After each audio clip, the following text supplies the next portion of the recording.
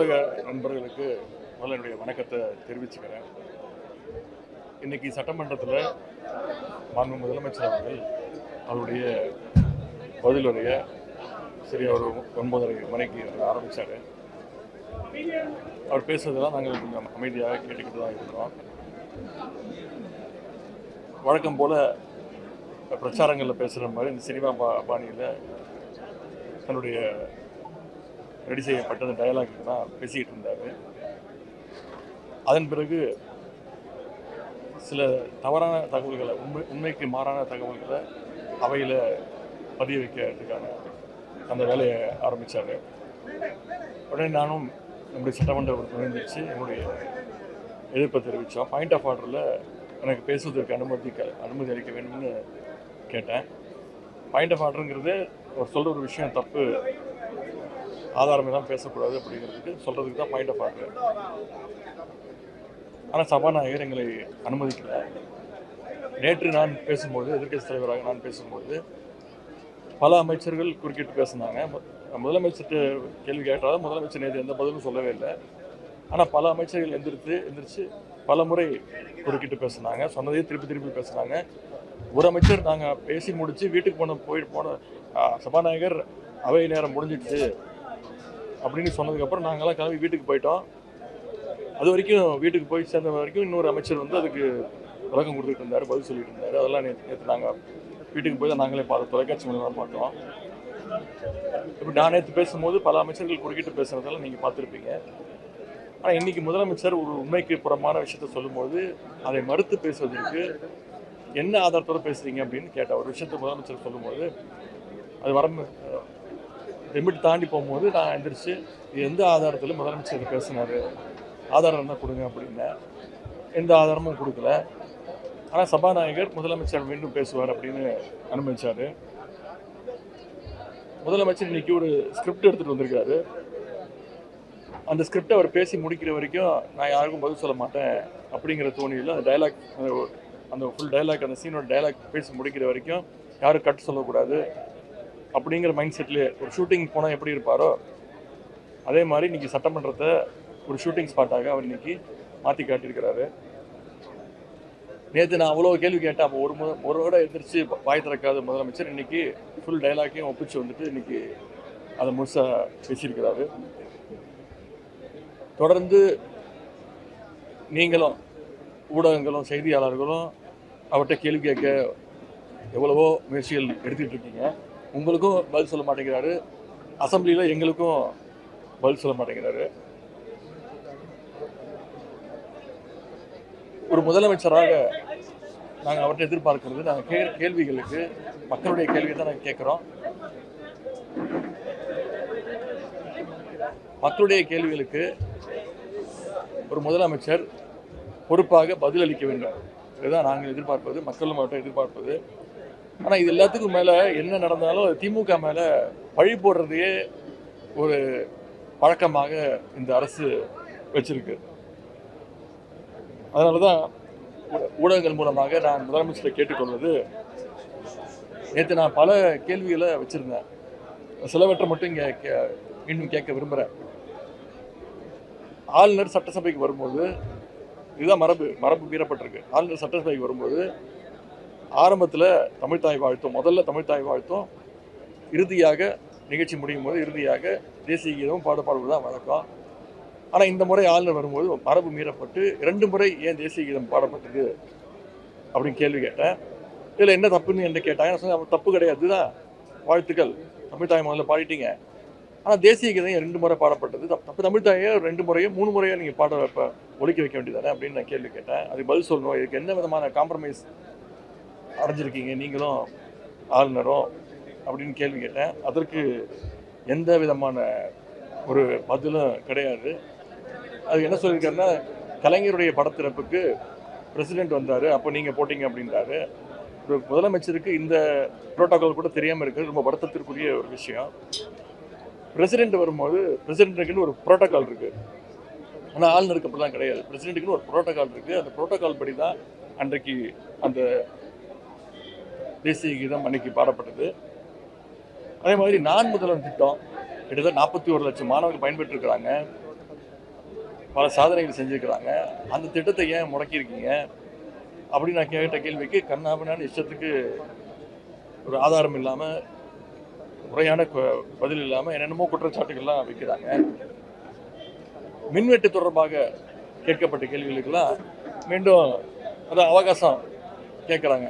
அதையும் தூக்கி திமுக மேலே பழிய போட்டுட்டு ஃபியூஸ் கேரியரை பிடிங்கிட்டு போயிட்டாங்க அப்படின்றாங்க. எந்த விதமான கேள்விக்கும் ஒரு தெளிவான பதில் இல்லை.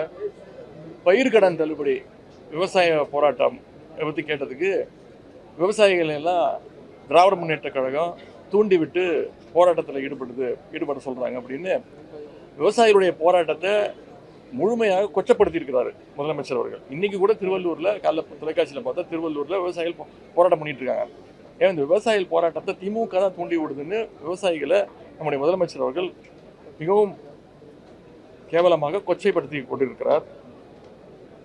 அதே மாதிரி சட்டம் ஒழுங்கு பிரச்சனை, மீண்டும் அதற்கும் அதே பதில் தான், எனக்கு கொஞ்சம் அவகாசம் கொடுங்க அப்படின்னு. ஏன் டிஜிபி நீங்கள் வந்து அப்பாயின்ட் பண்ணல அப்படின்னு கேட்குறாரு. சரி நாங்கள் பண்ணலை, அதுதான் மக்கள் உங்களை தேர்ந்தெடுத்துட்டாங்கல்ல, மாற்றம் அப்படின்னு சொன்னீங்கல்ல, ஒரே நாள் எல்லாத்தையும் கீழ்ச்சி எழுந்துடுவேன்னு சொன்னீங்கல்ல, ஆட்சிக்கு வந்து அடுத்த நிமிஷமே எல்லாம் மாற்றுவேன்னு சொன்னீங்களே, இப்போ இந்த 40 நாளில் உங்களுடைய காவல்துறை எதை கீழ்ச்சிக்கிட்டு இருக்கிறாங்க அப்படிங்கிறது தான் நாங்கள் கேட்கக்கூடிய கேள்வி. ஒவ்வொரு நாளும் வன்முறை சம்பவங்கள் அதிகரிச்சுக்கிட்டே இருக்குது. ஒரே நாளில் 24 சம்பவங்கள் நடந்திருக்கு. அதற்கெல்லாம் எந்த விதமான, இன்னும் சொல்லப்போனால் அவங்க ஆளுங்கட்சியை சேர்ந்தவங்களே அனைத்து குற்றச்சாட்டுகளையும் அவங்களே ஈடுபட்டு இருக்கிறாங்க. அதற்கான ஆதாரத்தை நான் இன்னைக்கு உங்கள்கிட்ட கொடுக்கறதுக்கு தயாராக இருக்கேன். நேற்று சபாநாயகர் ஆதாரம் தான் கொடுங்கன்னாங்க, ஆதாரம் கையில் வச்சுருக்கிறேன், ஆதாரத்தை உங்கள்கிட்ட கொடுக்குறேன். அதே மாதிரி இப்படி அனைத்துலேயும் நாங்கள் யார் தயவுலையும் இல்லை, எங்கள் தயவில் தான் ஆட்சி நடக்குதுன்னு சும்மா சொல்லாதீங்க, நாங்கள் எந்த தயவுலையும் கிடையாது அப்படின்றாரு. அப்படி இல்லைன்னா ஏன் வந்து ஆட்சி அமைஞ்சோடனே போய் அண்ணா திராவிட முன்னேற்ற கழகத்துடைய ஒரு பிரிவு மட்டும் இவர் பார்த்தாரு. முதல்ல சோஃபா போச்சு, சோஃபா பின்னாடி இவர் போனார். ஒவ்வொரு கட்சி தலைவர் வீட்டுக்கு போகும்போது சோஃபா, புது சோஃபா போச்சு, அதெல்லாம் நீங்கள் பார்த்தீங்க.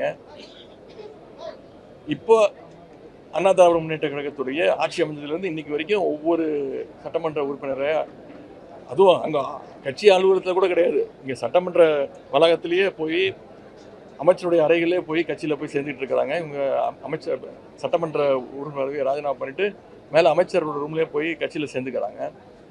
அதாவது பீரோ புல்லிங் மாதிரி இன்றைக்கி அதிமுக எம்எல்ஏஸை வந்து இன்றைக்கு கூட அரசு ஒவ்வொரு சட்டமன்ற உறுப்பினராக வந்து இழுத்துக்கிட்டு இருக்கிறாங்க.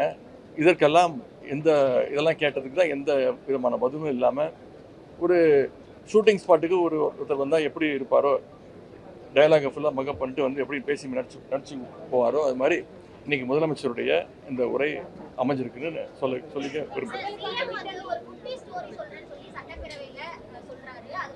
அதாங்க அவர் audio launch function, trailer launch ஃபங்க்ஷன்லாம் இதுதான் அவருடைய பாணி.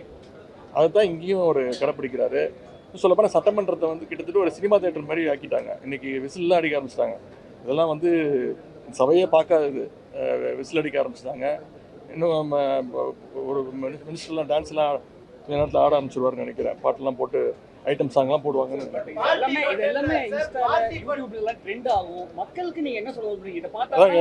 அதான் இது வந்து முழுக்க அவங்க வந்து இந்த சோஷியல் மீடியாவில் ட்ரெண்ட் ஆகணும்னு, ரீல்ஸாக போகணுன்னு. இன்றைக்கி முதலமைச்சரோட பேச்சை நீங்கள் எடுத்து பார்த்தீங்கன்னா கிட்டத்தட்ட ஒரு அரை மணி நேரம் பேசியிருக்காருன்னா அதில் ஒரு 10 ரீல் தேரும். அது வந்து பிளான் பண்ணி தான் பண்ணுறாங்க. இது ஃபுல்லாக ஸ்கிரிப்டடாக தான் இருக்குது. இது நாங்கள் எதிர்பார்த்தது தான். ஓரளவுக்கு மேலே பொறுத்துக்க முடியல. ரொம்ப எங்களுடைய இப்போ ரொம்ப ஆர்டிஃபிஷியலாக பேசுகிறாரு, நடிக்க ஆரம்பிச்சிட்டாரு. இங்கேயும் இப்போ செய்கையெல்லாம் கொஞ்சம் நடிச்சுக்காரு, ஆக்ஷன்லாம் இன்னும் ஸ்பீக்கர் வந்து ஆக்ஷன் கட்டு அதெல்லாம் இனிமேல் சொல்லுவாருன்னு நினைக்கிறேன். 1 மோர்லாம் போவாங்கன்னு நினைக்கிறேன். இனிமேல் ஸ்பீக்கர்கிட்ட அனுமதி வாங்கி நான் ஆக்ஷன் பண்ணலாமான்னு கேட்குறாரு. ஸ்பீக்கர் ஆக்ஷன் அப்படின்றாரு. இனிமேல் முதலமைச்சர் வந்து இங்கே வந்து ஃபுல் கேரவேன்லாம் வந்துடும் நினைக்கிறேன். கேரவேனு, மேக்கப்பு, ஸ்டண்ட் மாஸ்டர் எல்லாம் வந்துடுவாங்கன்னு நினைக்கிறேன். இது சட்டமன்றத்தை கிட்டத்தட்ட ஒரு ஷூட்டிங் ஸ்பாட்டாக மாற்றிக்கிட்டு இருக்காங்க. சரிங்க, சொல்லலாம். ஆதாரம் என்ன இருக்குது? அப்புறம் ஊழல் பண்ணியிருக்கோம் ஆதாரம் இருக்குன்னா கோர்ட்டுக்கு போங்க, கோர்ட்டில் நாங்கள் இப்போ ஃபேஸ் பண்ணுறதுக்கு ரெடியாக இருக்கோம்ல. சும்மா பொதுவாக வந்து பொதுக்கூட்ட மேடையில் பேசுகிற மாதிரி, பிரச்சார கூட்டத்தில் பேசுகிற மாதிரி அசம்பிளியில் வந்து பேசிகிட்டு இருக்க முடியாது. அதுக்காக தான் நாங்கள் பாயிண்ட் ஆஃப் ஆர்டரில் நாங்கள் குறிக்கிட்டு, நீங்கள் இஷ்டத்துக்கு பேசுவீங்க, நாங்கள் உட்காந்து கேட்டுக்கிட்டு இருக்கணுமா? இஷ்டத்துக்கு பேசுவீங்க, நாங்கள் எல்லாத்தையும் கேட்டுருக்க முடியுமா? இப்போ நீங்கள் உட்காந்துருக்கீங்களா, நீங்கள் வந்திருக்கீங்களா பத்திரிக்கை, நான் இங்கே வந்து உட்காந்துட்டு உங்களெல்லாம் கண்ணாமண்ணு திட்டி அது கிட்ட வார்த்தைலாம் பேசுனா நீங்களாம் ஒத்துப்பீங்களா? கோவம் வராது உங்களுக்கு? ஏன் அப்படி பேசுன்னு கேட்பீங்கல்ல? அது மாதிரி தான் உங்ககிட்ட எப்படி பேசணும் ஒரு முறை இருக்குது. பத்திரிக்கை எப்படி பேச, அவர் தான் பத்திரிக்கையாரே பார்த்தாலும் ஓடுறாரு. அவர் வந்து சினிமா ஷூட்டிங் தான், டைரக்டர் ஒன்று தேவை. இப்போ அந்த டைரக்டராக நம்முடைய சபாநாயகர் இருக்கிறாரு, அசிஸ்டன்ட் டைரக்டராக அங்கே இருக்கக்கூடிய அமைச்சர்கள், துணை சபாநாயகர் எல்லாம் இருக்கிறாங்க.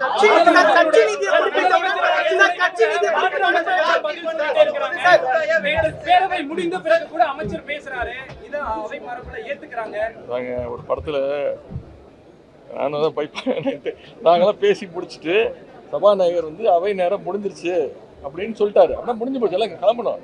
நாங்களாம் கிளம்பிட்டோம். யாரு அதான் சபை நேரம் முடிஞ்சிச்சு அப்படின்னு சொன்னதுக்கப்புறம் இல்லை நீங்கள் நடத்துக்கு நான் சொல்ல முடியும், முடிஞ்சிச்சுன்னு சொன்னாரு. நாங்கள் கிளம்பி வீட்டுக்கு போயாச்சு. வீட்டுக்கு போய் டிவி போடுறேன், மினிஸ்டர் பதில் சொல்லிட்டு இருக்காரு. அப்புறம் ஃபோன் பண்ணி கேட்டால் இல்லைங்க அவர் நீங்கள் போனதுக்கப்புறம் பேச ஆரம்பிச்சிட்டாரு அப்படின்றாங்க. இது மாதிரி ஒரு காமெடி டைமாக சபையை நடத்திட்டு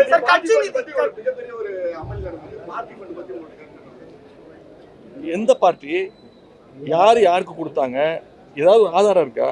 சும்மா பொத்தாம் பொதுவாக இப்படி ஒரு குற்றச்சாட்டு சொல்லும் போது ஒரு ஆதாரம் இருந்தால் அதுக்கு நம்ம பதில் சொல்லலாம். அது நீங்கள் அதிமுக தான் கேட்கணும். ஏன் நீங்கள் அமைதியாக இருக்கீங்கன்னு அவங்ககிட்ட கேட்கணும்.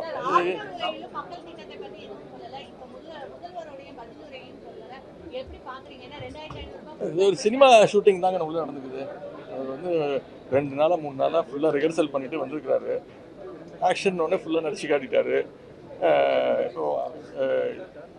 அதாவது அவர் தேர்தல் வாக்குறுதியில் என்ன சொன்னாரோ எது வரைக்கும் அந்த 4500 வேலை வாய்ப்பு இல்லாதவங்களுக்கு 4500 கொடுப்பேனாரு. அதை பற்றி எதுவுமே கிடையாது. நான் கேட்டேன், 6 மாதம் கழிச்சு தான் கொடுக்கணும், 6 மாதம் எடுத்துக்கோங்க, நிதி நிலைமையெல்லாம் சரி பண்ணிட்டு கொடுங்கன்னு சொன்னேன். ஆனால் அதை பற்றி எந்த விதமான பதிலும் இல்லை.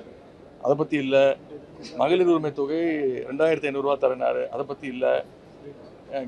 கேஸ் சிலிண்டர் 6 சிலிண்டர்னாரு, அதை பற்றி வாயை திறக்கலை. இது மாதிரி எந்த தேர்தல் வாக்குறுதி பற்றி அவர் பேசவே இல்லை. திமுக ஆட்சியுடைய திட்டங்கள் தொடர்ந்துகிட்டு இருக்கு. 1000 ரூபா ஊக்கத்தொகை கொடுத்துருக்கிறாரு, மகளிர் உரிமை தொகை கொடுத்துருக்கிறாரு, தமிழ் புதல்வன் புதுமை பெண் திட்டம் தொடர்ந்துகிட்டு இருக்கு. வேற எந்த புது திட்டத்தையும் அறிவிக்கல. சிங்கப்பெண் சொல்லி ஒன்று ஆரம்பிச்சாங்க. இப்போ அவங்களும் பார்த்தீங்கன்னா முதலமைச்சர் பாணியில் அவங்களும் ஷூட்டிங் பண்ணி ரீல்ஸ்லாம் போட ஆரம்பிச்சிட்டாங்க. எனவே இந்த ஆட்சி ஒரு கேலி கூத்து ஆட்சியாக ஒரு சினிமா ஆட்சியாக நடந்துட்டு இருக்கு.